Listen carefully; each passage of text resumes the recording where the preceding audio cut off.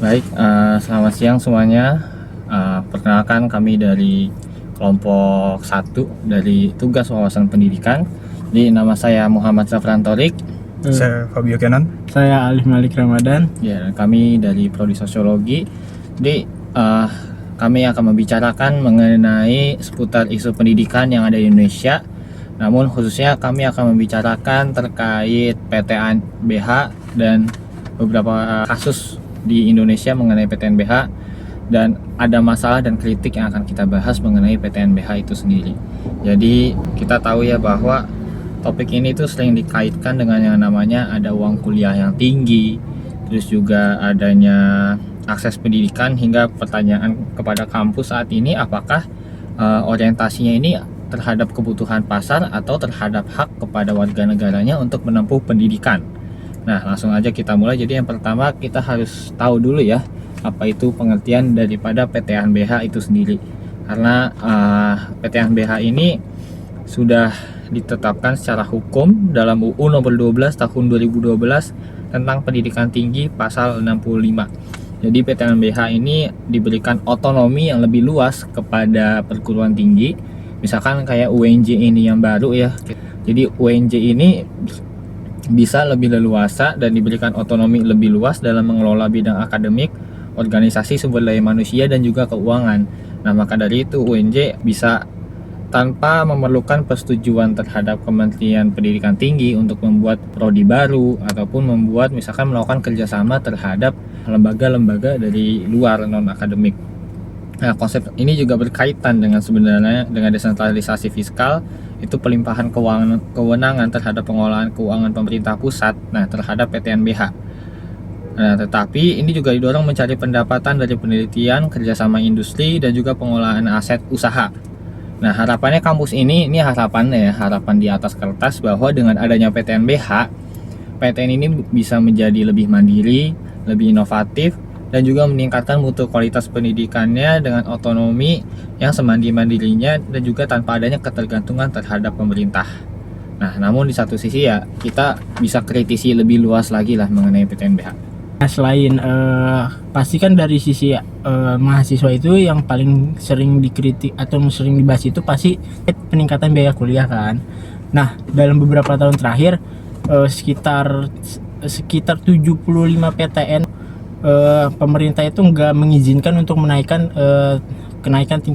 kenaikan uang kuliah ataupun UKT, karena ini bisa memicu kekhawatiran lah dari masyarakat. Nah, jadi tapi dari beberapa pihak itu kayak udah udah melabeli PTNBH itu terlalu bergantung pada dana dari mahasiswa. Jadi uang kuliah itu bakalan dinaikkan di kampus tersebut.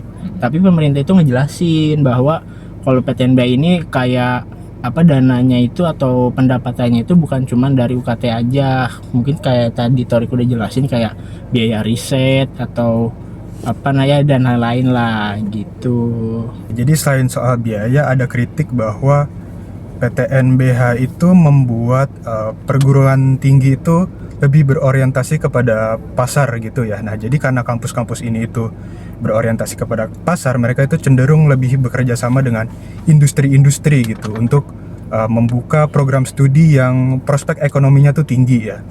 Nah, walaupun hal ini bagus ya untuk meningkatkan daya saing lulusan yang tinggi gitu, tapi jika orientasinya terlalu berorientasi kepada pasar ya, hal-hal seperti ilmu sosial dan bidang seni dan lain-lain itu menjadi tidak dapat perhatian gitu. Padahal fungsi perguruan tinggi menurut Tridharma bukan hanya menghasilkan tenaga kerja yang banyak, tetapi juga untuk mengembangkan ilmu pengetahuan yang tinggi, melakukan penelitian, dan mengabdi kepada masyarakat. Nah, jadi intinya keseimbangan itu penting ya bagi kampus-kampus ini. Jadi nggak cuma untuk meningkatkan tenaga kerja saja, tetapi juga untuk membentuk gitu karakter dan kemajuan bangsa melalui pendidikan. Nah, sebenarnya dari apa yang dikatakan Fabio, kita tahu lah ya, rame beritanya bahwa ada beberapa prodi yang akan ditutup gitu. Nah, itu sebenarnya juga banyak yang dikritik karena mengapa pendidikan sih harus sesuai dan harus memenuhi daripada kebutuhan sistem pasar.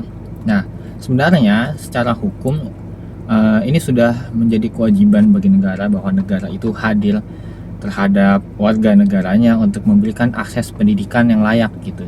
Bahkan bahwa sebenarnya anggaran untuk pendidikan itu sudah sangat besar gitu. 20% dari APBN itu sudah digunakan untuk pendidikan, dan yang menjadi pertanyaan dan bisa kita kritisi lebih lanjut adalah ini tuh duitnya kemana gitu, dan kenapa selama kita bertahun-tahun gitu kan, kenapa ya hasilnya terlihat seperti nihil gitu. Sedangkan kita lihat sendiri bahwa di Indonesia itu banyak banget anak-anak yang nggak bisa kuliah karena terkendala biaya dan hal lain sebagainya gitu.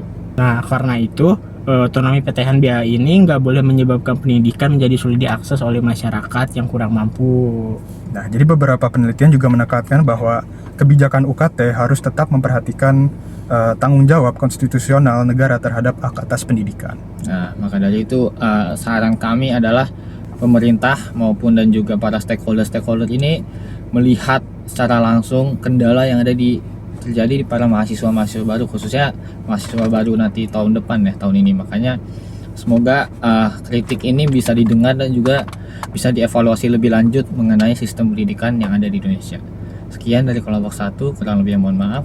Sekian, terima kasih.